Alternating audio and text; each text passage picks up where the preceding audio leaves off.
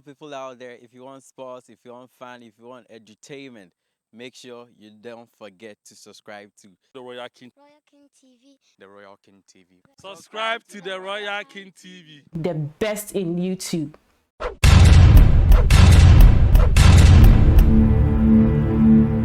Hello, everyone. Welcome once again to yet another edition of our health awareness program. This very edition is for questions and answers. Knowledge, they say, is power, but shared knowledge is far more powerful. Answered questions are beneficial to mankind, so I entreat you. If you've not subscribed yet to this channel and you are watching us, don't forget to subscribe to this channel, The Royal King TV. My name is Ajambi. You can always call me The Royal King. And this education is for recognizing, prevention, and treatment of kidney disease from Piesie Dr. Augustus K. Eduafo. Without wasting my time, let's go over to the studio to enjoy this education. I'm ready for questions, and as I said, anybody can interject and then either make a presentation or comment or anything. What I said a lot, but the take-home message is that those factors. The bottom line is that you have to take care of your own health. Nobody's going to do it for you, okay?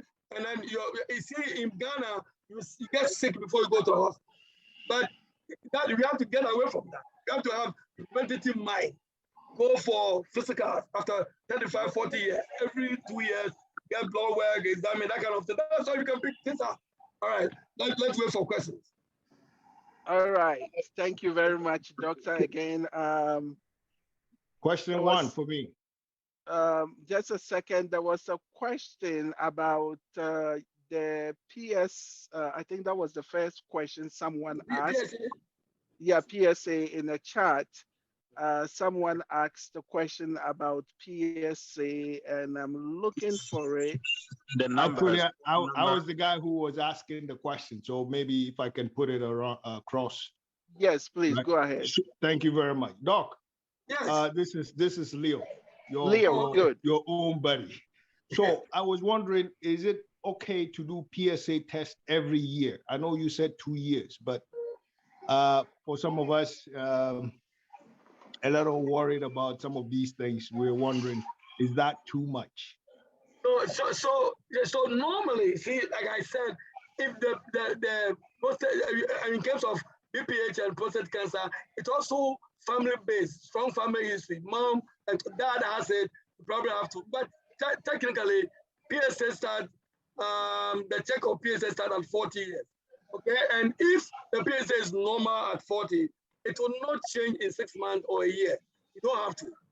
Okay, it's only when the PSA is very high and they are giving you treatment that the doctor wants to see if the treatment is being responded to, and that's why you're going to do PSA every 6 months or a year. But if you don't have any problem, 2 years is good. You know, I don't know about that. Is that like women doing pap smear? I don't know whether they do it every year or every 2 years, but whatever it is, PSA is 2 years. But if you have a strong family history of prostate cancer, which means your grandfather or your dad died from prostate cancer, then the recommendation that you do it every year after 40. Because it's a very sensitive marker of a prostate abnormality. Once they see the PSA is very high, the normal is on the 2. If your PSA is 6 or 8, it's the 80% chance that you have a prostate cancer. If the PSA is 20, you have prostate cancer, but to prove otherwise. So the urologist will have to see you. So yeah, I agree. But doing it every year when you don't have anything, no family history, is probably not cost effective. Thank you. Thank you very much. At this point, I think his name is Emmanuel Kofi Aqua. Can you ask your question? Kofi Achia, Achia, okay. Thank you, Doc. Doc, thanks for a good presentation. This is your friend from Savannah Secondary School. No, Pastor, I know. I hear you. Right. Doctor, when we're talking about the prevention issue for the kidney, you mentioned that we must avoid vitamin C food drinks. But my question, how about the vitamin C in tablet itself? Is it good to take it? Maybe I didn't make it very succinct. The vitamin C prevention is only for people who are prone to having kidney stone. Okay. Okay, if you don't have kidney stones, you don't have any problem. You have no problem taking vitamin C. It's fine. It's a good, but it prevents.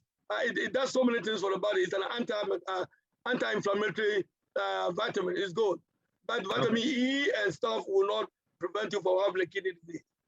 All right. Thank you very much. Okay. All right, we go to Joe. Is it Breu? Breu? Yeah, Breu, you got it right. All right.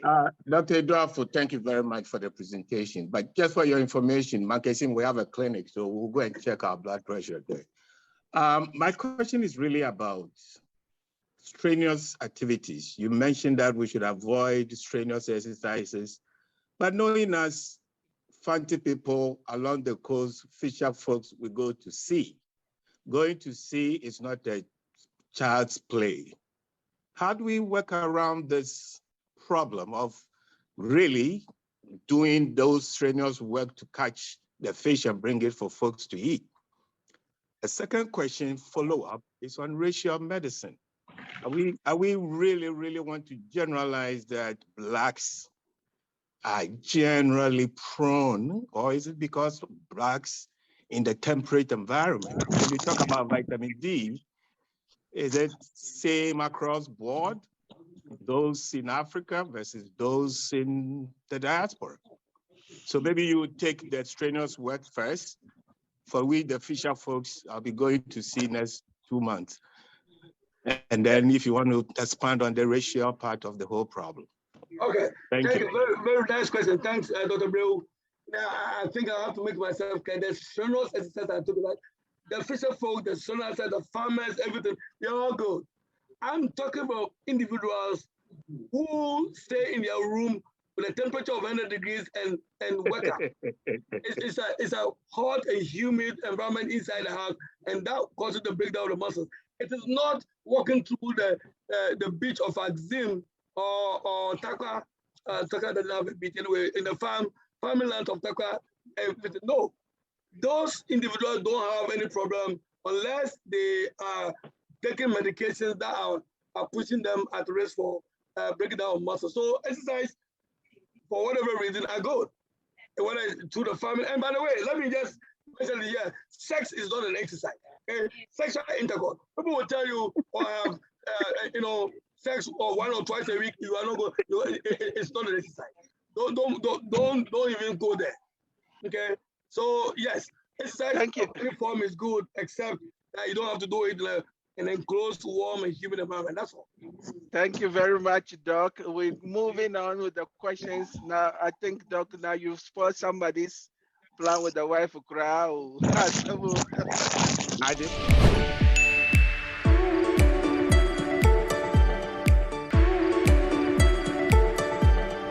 Let me add something. Let me add this. Dr. Breu asked a very important question that I really generalize the vitamin D. Listen, regardless of where you reside as a Black person, whether in the United States, Canada, UK, or Southern Africa, vitamin D deficiency is there. The melanin doesn't go away. It's there. You're going to be deficient. Okay, so that's number one. And number two, but like I said, the racial disparity business doesn't happen in UK because the health system is different. Everybody gets equal care, so there's no problem. But in the United States, Blacks are more prone because they don't have insurance. They're poor, and there's no question about that. It's true. And it's not just being Black; it's being Black and where you find yourself. Exactly. The Black people living in Manhattan are different. Thank you very much. Thank you very much. Ishmael. Yeah. Yeah, Doc, thank you very much. Like you said, people from Ankesim and we from California, Rancho, Santa Margarita, Alberta, and Isaac, we say congratulations for a good presentation. Thank you. Doc, I have a little concern, and my question and contribution is all about the conventional doctors versus the functional doctors.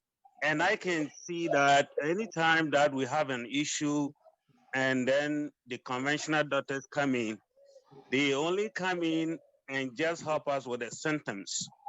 Whilst we go to the conventional, the functional doctors, they go to the root cause of the problem.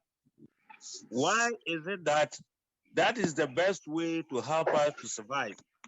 And the system forces you as a conventional doctor to do something that won't help the people.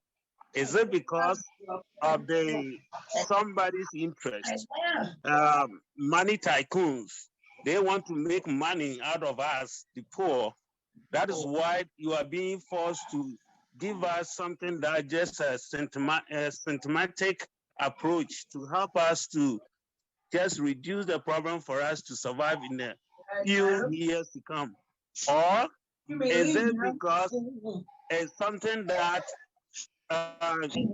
is not the rules, the government doesn't allow you to go beyond what you can help people so that people can also enjoy their life because of dealing with the conventionals and dealing with the functional, why we have such problems between you, conventional doctors, and you, the functional doctors.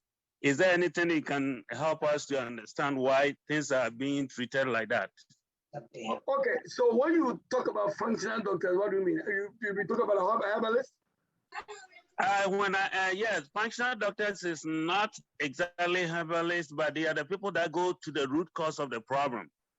Okay. When I say that, is sometimes they use even our own food, the food that we eat. They even go through the food that you eat, and they can tell you that. But as soon as you go to a conventional doctor, all they tell you is, okay, you have a headache. Okay, what is 2 questions? Then they prescribe a medicine for you. These medicines that you also mentioned, they are the one cause these kidney problems.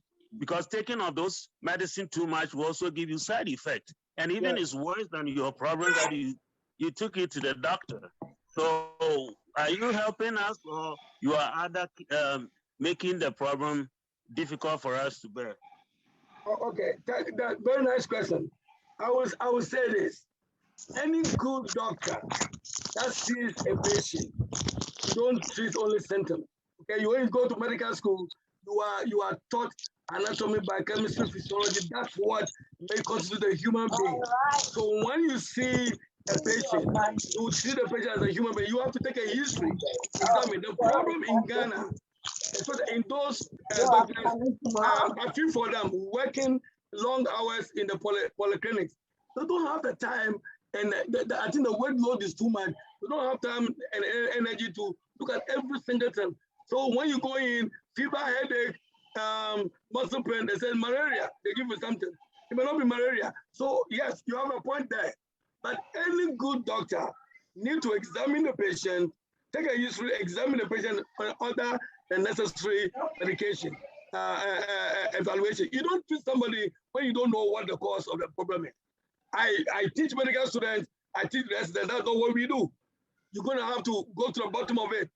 And there are some cases that are very difficult. Now, there are situations where dietary option, diet, can have improved. I told you, if you have proteins in the urine, you cannot eat more red meat. You want to cut down the red meat, eat more fish and chicken, vegetables, that will help. And that will stop the kidney from going down. This is basic medicine. In medical science, there's something called evidence-based medicine. We want a therapy that has been proven to work. Yes, but yes, any doctor who doesn't do that is not really living up to its obligation. But I tell you, it's not their fault, but they are underworked and they are overworked. And I mean, if you go to the doctor has to say about 250 patients who in the right sense will be able to do that from 8 o'clock to 4 p.m. It doesn't work. So that's the reason. But I agree with you. But medicine is not like you just do things to see if that will work or not. No, you have to know what you are doing. So I guarantee you, if you see a good doctor, you go to the problem and evaluate and treat you. At times, he can't find it. Then you have to send it to a specialist. I mean, because if you have a kidney disease that you can't figure it out, he send it to me. Beyond me, there's no one. Then you are in trouble. So you are right, but it's all because of control of time. And also, I believe they may not have the necessary tools to try and do other things. You know, they don't have all gas machines to check your asthma, breathing, and all those. So you're going to have to use your own clinical judgment acumen to try and help the patient. But the conventional doctor, you said, is doing a terrible job in Ghana, like I said, but we shouldn't be doing that. We should go to the bottom of it. We have to work together for the betterment of the patient. Did that answer your question? Yes, sir, because we have a lot of people on it, so let's give others to give them a chance to answer. Yeah. All right, thank you. Thank you so very much for your time. I believe some of your questions has been answered. We still have 2 more episodes ahead of us, and these are for questions and answers. So I invite you to subscribe so that anytime we upload new video, you will be the first to receive it. My name once again is Ajambi. You can always call me the Royal King. Until we meet again another time, I say peace be unto you. Bye-bye.